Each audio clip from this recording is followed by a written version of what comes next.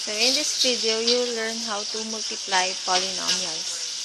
So first one, we're going to discuss multiplying monomial by a monomial. So basically, you just have to apply the laws of exponents that we have discussed. So let us try our first example. Let's say you have to multiply 5x times 3x squared. So applying the product law, you'll just have to multiply the numerical coefficients by the numerical coefficients. So 5 times 3 is 15. Then, multiply the literal coefficients. So since we have same base, product law states that you have to add the exponents. So x raised to, so remember you have 1 as the exponent here. So 1 plus 2, so that is 3. So you have 15x cubed. Next, let's say you have to multiply 6x squared y raised to 4 times negative 4x cubed y squared. So multiplying 6 times negative 4, take note that is negative, so you'll get negative 24. Then x squared times x cubed, so x raised to 2 plus 3 is 5. Then y raised to 4 times y squared is y raised to 4 plus 2, so that is 6. So negative 24 x raised to 5, y raised to 6. Another example is 8x cubed y times 5y raised to 5 z squared. So multiplying 8 times 5, this will give you 40. Then, since you just have x cubed here, copy x cubed. So y times y raised to 5 is y raised to, so 1 plus 5 is 6. Then, copy z squared. So the product is 40x cubed y raised to 6 z squared. Next, let us discuss how to multiply monomial by a polynomial.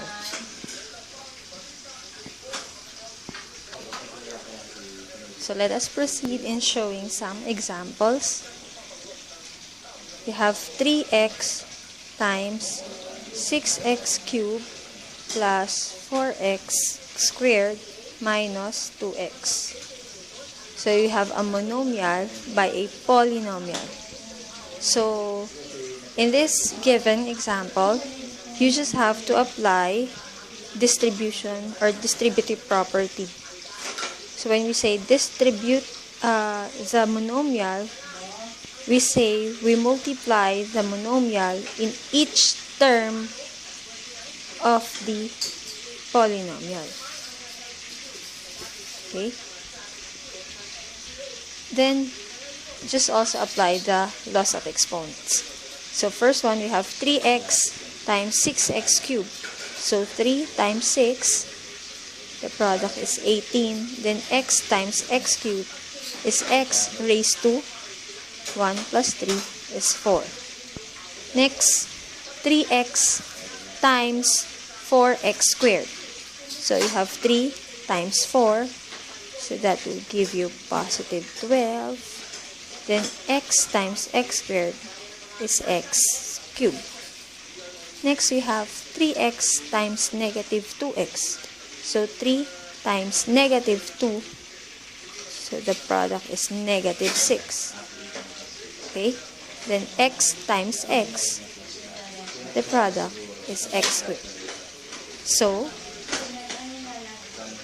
the product is 18x raised to 4 plus 12x cubed minus 6x squared. Let's try another example.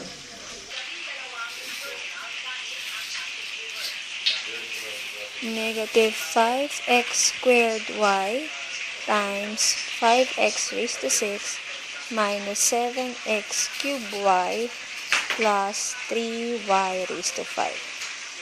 So again, just distribute the monomial to each term of the polynomial. So negative 5x squared y times 5x raised to 6, that is negative 25x raised to, so 2 plus 6 is 8.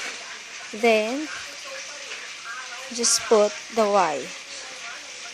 Then negative 5 times negative 7, so negative times negative, that will become positive. So 5 times 7 is 35. So x squared times x cubed is x raised to 5. Then y times y is y squared. So the last term, you have negative 5x squared y times 3y raised to 5. So negative 5 times 3 is negative 15. Then just copy the x squared. Y times y raised to 5 is y raised to 6. So that will be your product. Negative 25x raised to 8y plus 35x raised to 5y squared minus 15x squared y raised to 6. So the last thing we're going to talk about is multiplying binomial by a binomial. So let's say you have to multiply 4x plus 3, quantity 4x plus 3 times the quantity of 2x plus 5. So, if you have a binomial by a binomial, you have to apply the FOIL method. So let us recall, F stands for first, O stands for outer, I stands for inner, and L stands for last. So you just have to remember this method in order for you to multiply binomial by a binomial. So let us start with the first terms. So 4x times 2x. So 4x times 2x is 8x squared. Then, the outer terms are the two terms outside. So that is 4x times 5. So 4 times 5 is 20. Then, put x. The inner terms are these two terms. So 3 times 2x is 6x. Then the last terms are the two last terms of the two binomials. So you have 3 times 5, so that is 15. Then, just combine the similar terms. So you have 8x squared, so 20x plus 6x, so that is 26x, and plus 50. So the product of these two binomial is 8x squared plus 26x plus 50. So for our last example, let us multiply the quantity of 8x plus 4y times the quantity 3x minus 2y. So again, applying the FOIL method. So the first terms, so you have 8x times 3x. So that is 24x squared. Then, outer terms, 8x times negative 2y.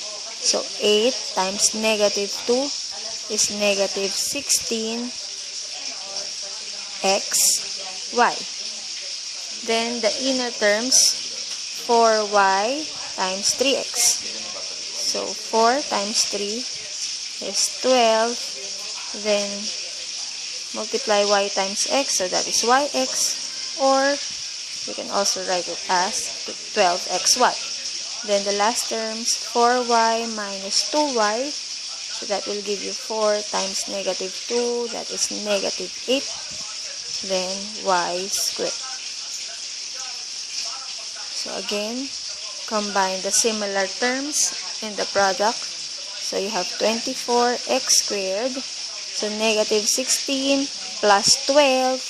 Take note, we have different signs. So we have to subtract the two numbers and copy the sign of the bigger number. So since 16, the absolute value of 16, 16 is greater than 12, so we just have to write negative 16 minus 12 is 4, then copy the literal coefficients. Then just bring down negative 8y squared.